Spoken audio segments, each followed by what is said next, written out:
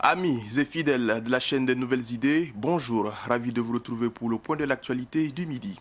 Et pour le menu, après avoir passé quelques heures entre les mains de la gendarmerie nationale, le président du MPP, Alassane Bala Sakandé, a regagné hier soir à son domicile. Quelle explication pour cet état de fait? On voit cela dans un instant.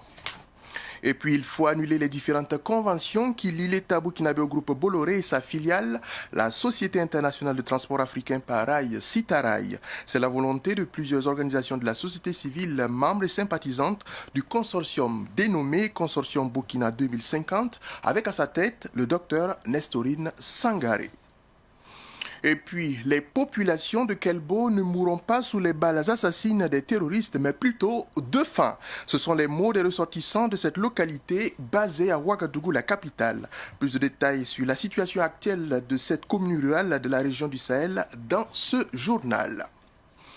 Le sujet sport porte ce midi sur les résultats de la 22e journée du championnat Ligue 1 Lonabé, joué le week-end écoulé et les matchs au programme cet après-midi.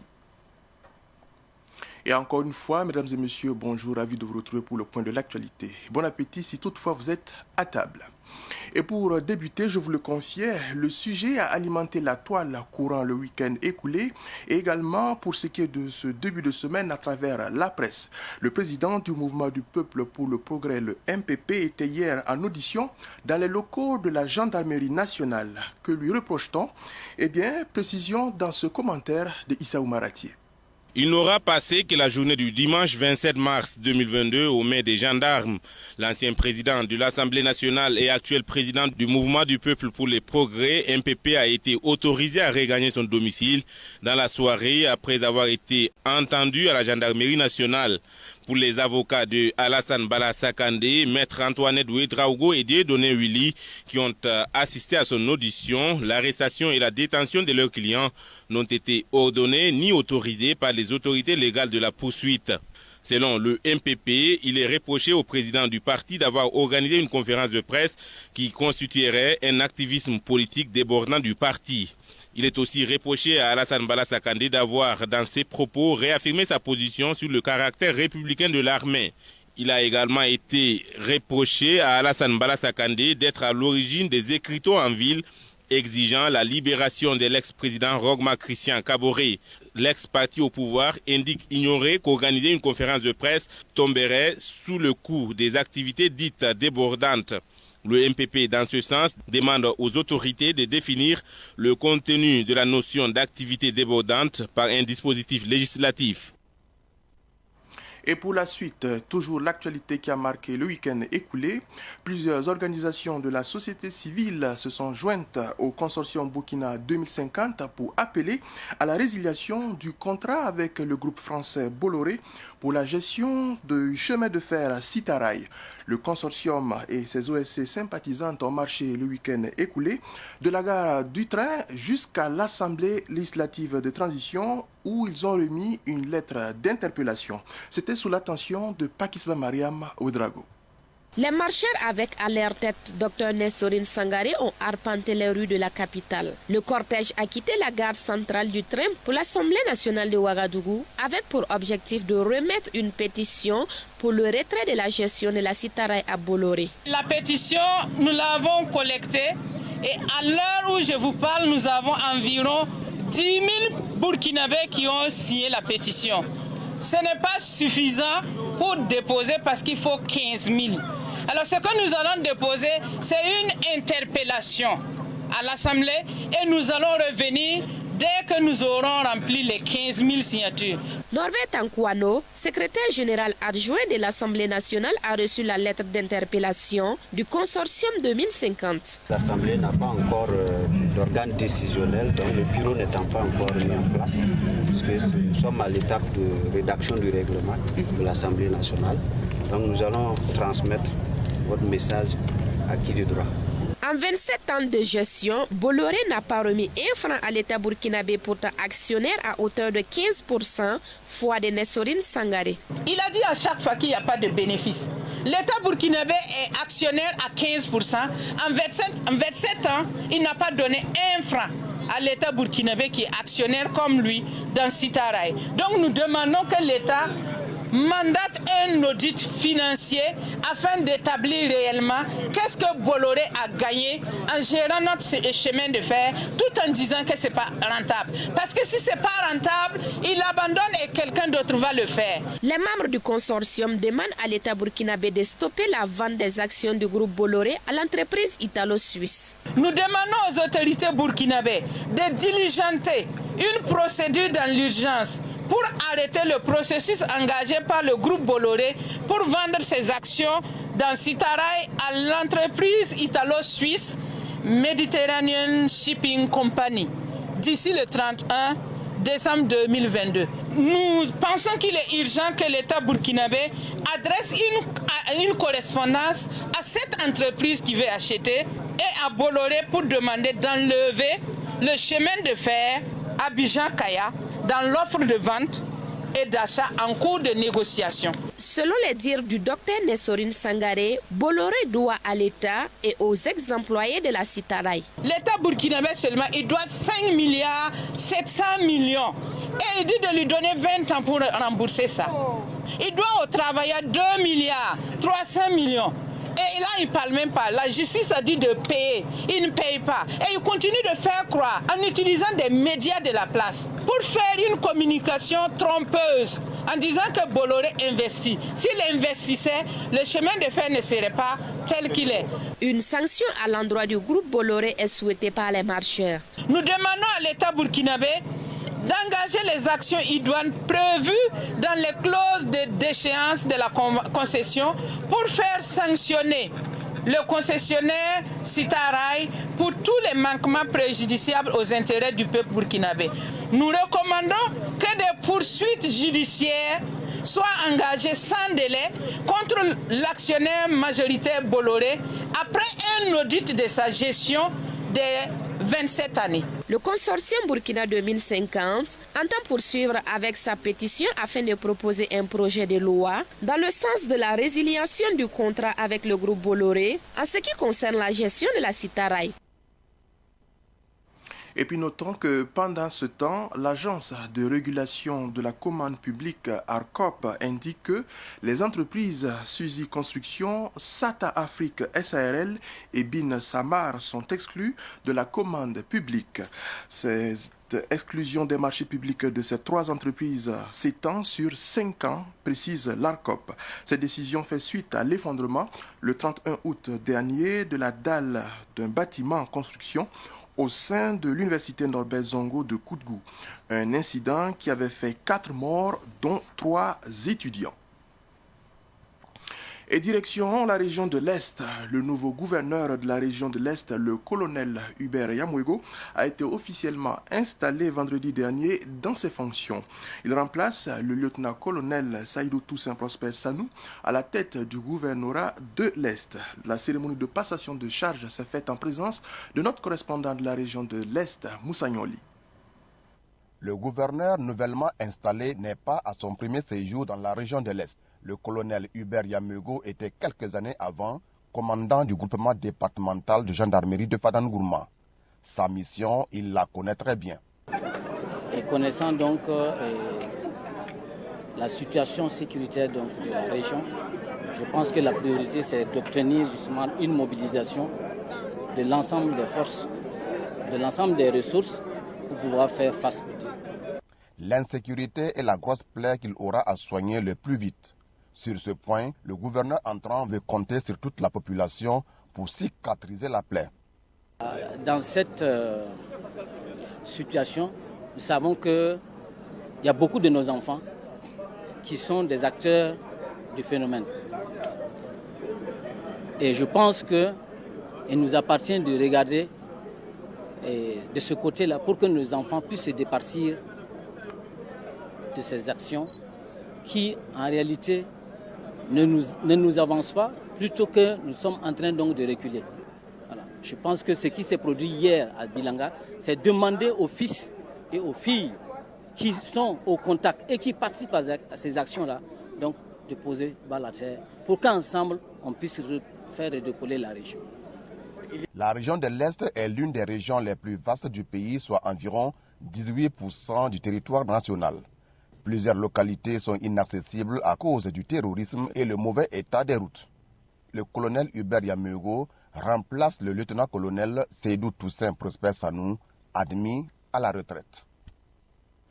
Et puis notre installation de gouverneur, cette fois-ci nous sommes dans la région du Centre-Nord. Le colonel-major Blaise Ouedraogo a pris également officiellement fonction le 24 mars dernier. Une installation qui s'est déroulée en présence de Ruben Wilson Kocho. Colonel-major Zewen Manego Blaise Ouedraogo. Au nom de son Excellence, Monsieur le Président du Faso, je vous déclare officiellement installé dans vos fonctions ce jour 24 mars 2022 avec toutes nos félicitations.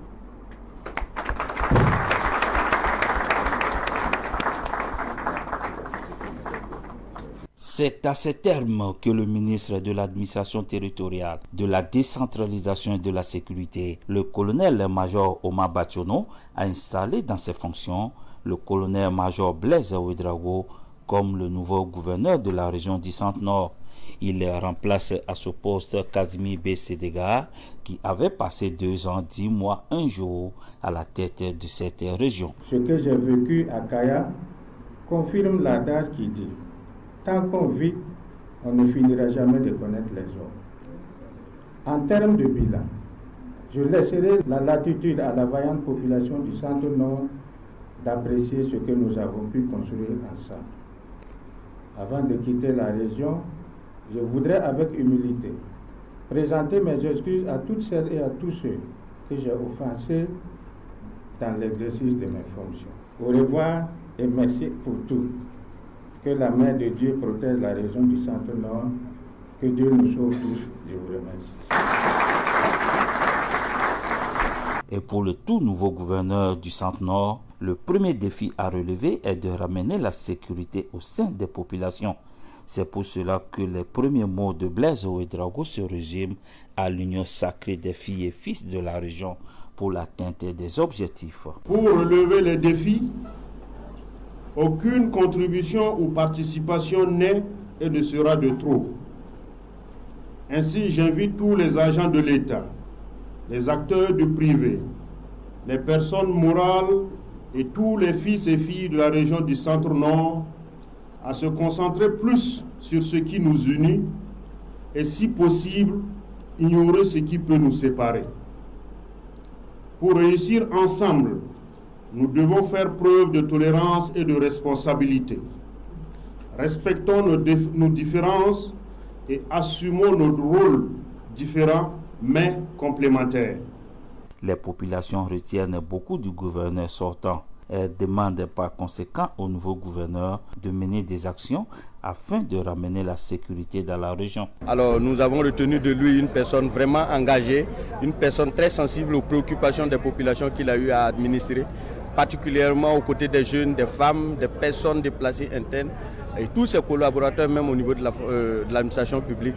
Monsieur le gouverneur est resté à côté de tous ses collaborateurs et les a su les manager pour engranger des vrais résultats. Un homme de paix, un homme qui sait écouter, un homme très patient. Le gouverneur entrant, c'est de coordonner les actions relatives à la sécurité, à la cohésion sociale, de vivre ensemble. On reconnaît en lui un homme patient, rigoureux dans le travail, avec beaucoup de tolérance. Bon, pour le gouverneur entrant, nos attentes, c'est très simple, comme tout le monde, c'est la sécurité. Le gouverneur sortant Kazimi B. Sédéga, administrateur civil, avait pris fonction le 23 mai 2019 à la tête de la région du Centre-Nord. Et si justement les habitants de la région du Centre-Nord parlent sécurité, on va donc parler sécurité, mais plus précisément dans le Sahel, avec notamment les populations de Kelbo. Ils sont de la province du Soum, qui sont en manque gravement de vivre. Plus encore, les populations sont déconnectées parce que les réseaux de télécommunications ne fonctionnent plus. Une situation décrite par les ressortissants de Kelbo vivant à Ouagadougou, la capitale. Ils interpellent les autorités sur l'urgence d'agir pour sauver leurs proches du côté de Kelbo. Ils en parlent avec Pakisba Mariam Ouedraogo. Il faut sauver la population en détresse de Kelbo.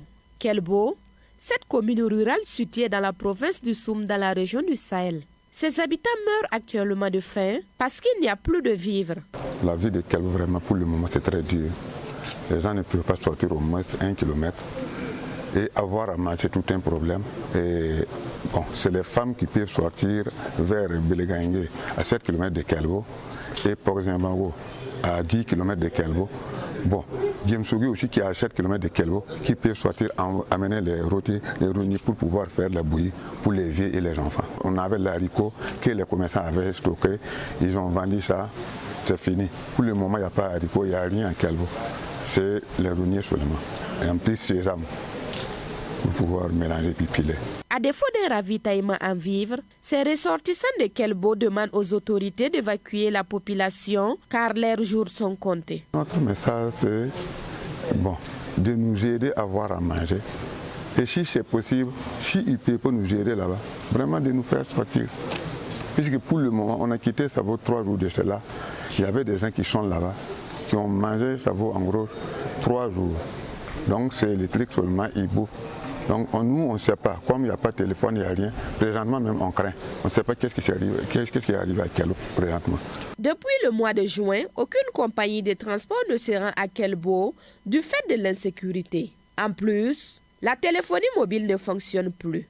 Les autorités sont donc interpellées. Ça fait que les gens, même si tu as 1 million là-bas dans ta poche, tu vas mourir de faim. Il n'y a rien à acheter. C'est grâce à une mission de l'armée qui allait avant-hier à Kelbo pour amener quelques vivres et puis surtout des médicaments pour les CSPS, que la population a délégué 3 personnes pour venir nous rencontrer, nous relater ce qu'il y a là-bas et nous demander d'intercéder donc au niveau des autorités pour qu'une solution soit trouvée.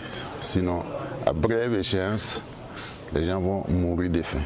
Ça ne sert à rien à ce moment-là de décréter des deuils nationaux ou faire des missions de soutien. C'est maintenant qu'il faut agir. C'est les femmes qui peuvent sortir, aller en brousse chercher les fruits sauvages, les feuilles. Bon, il y en a même qui arrivent jusqu'à Baksalgo dans le temps pour amener quelques vies. Mais depuis un certain temps là, même ça, à leur retour, on confisque les biens.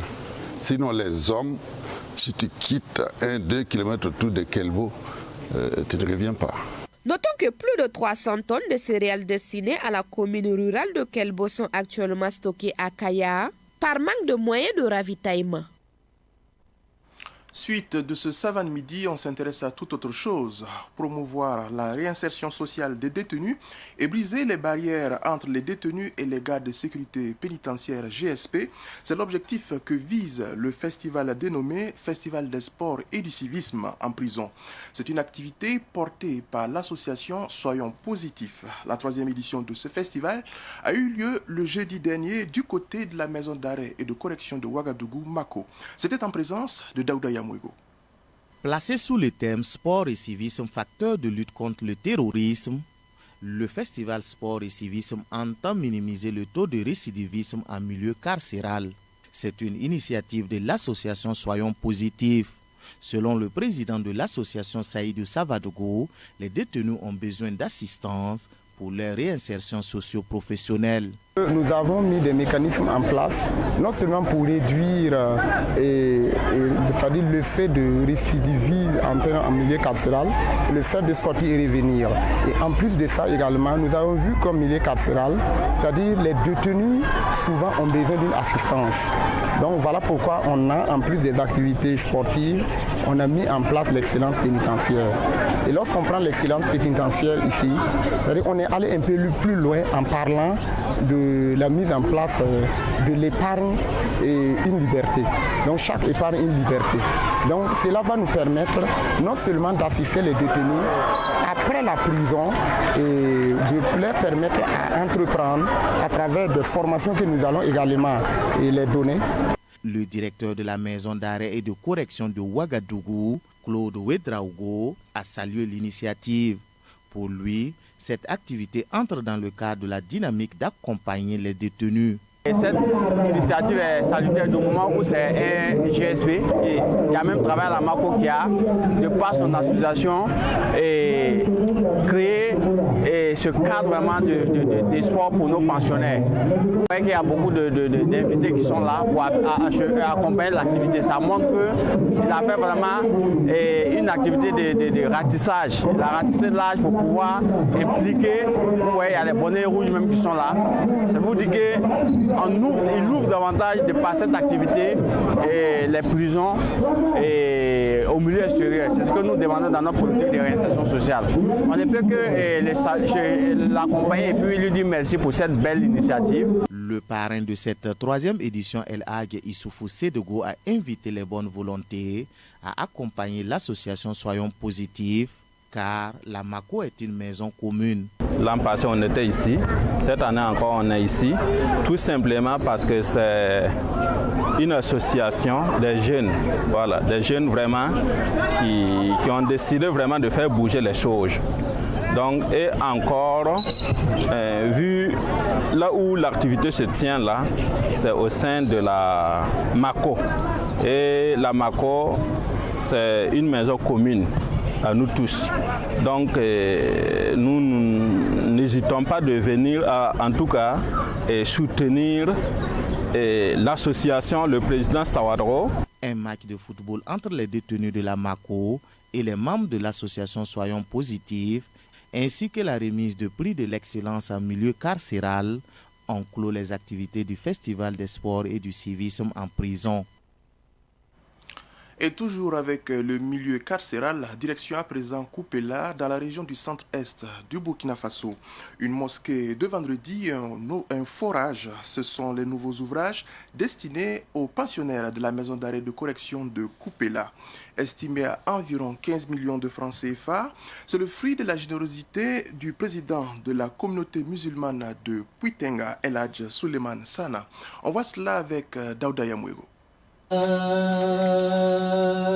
أيها الذين آمنوا اتقوا الله حق تقاته. C'est dans une ambiance spirituelle que les populations et les détenus de la maison d'arrêt et de correction de Koupela ont inauguré leur nouveau lieu de prière. Pour le donateur El Hadj Suleiman Sana, président de la communauté musulmane de Puitenga, ce don vise à accompagner les prisonniers à élever leur niveau de spiritualité. Je suis venu à la maison d'arrêt et de correction pour remettre un don de vivre. C'est là que j'ai constaté que mes frères musulmans ont des difficultés pour avoir un lieu de prière. Cette mosquée va beaucoup contribuer au changement de comportement des détenus. Pour le directeur de la maison d'arrêt et de correction de Koupela, Marc Ouseni Zouré, ce geste va faciliter la réinsertion sociale des prisonniers. À travers la loi 10, c'est-à-dire qui reconnaît le droit de culte aux pensionnaires. Voilà. Et ce joyau, comme je le disais tantôt, viendrait contribuer à l'amélioration des conditions de détention au sein de la maison d'arrêt et de correction de Koupela. Également, ça rentre dans le cadre de la réinsertion sociale des détenus. Comme on le dit très souvent, l'homme ne vit pas rien que de choses comme de l'alimentation. Il y a également l'apport spirituel que tout autre être humain a besoin, en tout cas pour mener à bien tout ce que, en tout cas, il viendrait, j'allais dire, en tout cas, faire face au sein de la société. Le donateur El Hadj Suleiman Sana ne compte pas s'arrêter à ce don. Il promet d'aménager le site de jardinage des détenus de la maison d'arrêt et de correction de Koupela.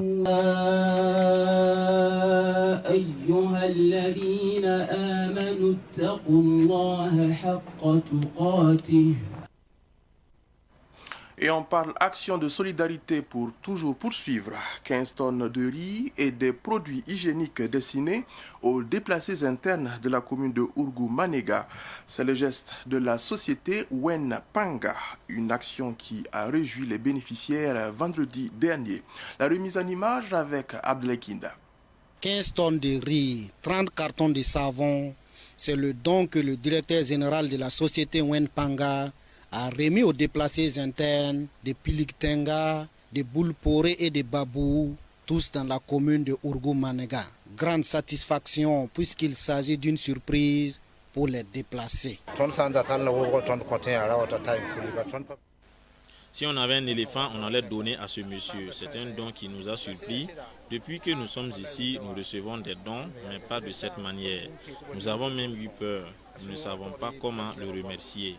Que Dieu l'accompagne dans ses activités et dans ses projets. Nous venons de Pissilé, dans la commune de Bouzanga. Cela fait 3 ans que nous sommes ici. Nous sommes contents du don et nous remercions le donateur. Le porte-parole du directeur général de la société Wen Panga explique que ce don a été suscité par un cri de cœur lancé sur les ondes de Savane FM. Cette initiative vient de la part d'un des partenaires de la société qui se trouve au niveau de Savane Média, Savane FM. Et c'était donc un cri de cœur par rapport aux déplacés internes qui se trouvent sur l'axe Ouagadougou-Kongoussi. À Piliktenga, là-bas nous avons offert 40 sacs de 25 kg de riz. Et là nous avons offert 400 sacs de 25 kg et 30 cartons de savon. Voici une autre quantité d'une valeur de 160 sacs et 10 cartons de savon à l'endroit d'autres déplacés qui ne sont pas ici mais qui sont juste à côté de ces derniers-là. Vu le nombre important de déplacés présents dans la commune de Ourgou-Manega, le directeur général de la société Wen Panga a demandé que d'autres bonnes volontés emboîtent ses pas. La situation est vraiment très complexe et on appelle aux autres bonnes volontés qui ont vu ces gestes aussi de vouloir bien les imiter et faire autant à l'endroit de ces populations. Et il a souhaité que ces personnes déplacées retournent si tôt possible chez eux par la grâce de Dieu. La société Wen Panga est une entreprise qui intervient dans le stockage et la commercialisation d'huile usagée, de ferraille et autres déchets miniers. Sport pour poursuivre. La Ligue 1 l'ONAB a livré ses premières rencontres de la 22e journée hier. Ainsi, 5 rencontres étaient au programme. Vitesse FC a battu l'AS Coupéla 2-1. Majestic SC a dominé l'AS Douane par 1-0. Le RCK a pris le meilleur sur les électriciens de l'AS Sonabel par 2-1. L'USFA et l'EFO se sont neutralisés 0-0 partout. Et même score pour le match RCB contre l'ASEC de Koudkou. Cet après-midi, notons que pour la suite et la fin de cette 22e journée, au stade municipal Dr Issouf Joseph Konombo à 16h, l'AS Police affronte Kiko FC, suivi de la rencontre Salitas FC face à l'ASFA Yenega. Au stade Wobi de Bobo Dioulasso, le Royal FC croise l'ASFB dans le derby de l'Ouest. Et avant de nous quitter, mesdames et messieurs, notre pensée ce midi va à l'endroit particulièrement aux habitants de Kelbo. Vous avez pu le suivre à travers notre reportage, ces habitants qui sont dans la détresse parce qu'ils manquent de vivre. Ici prend fin cette édition. Merci à vous qui avez été de la partie. Très bonne suite en compagnie des programmes de la télévision de Nouvelles Idées, Savane TV.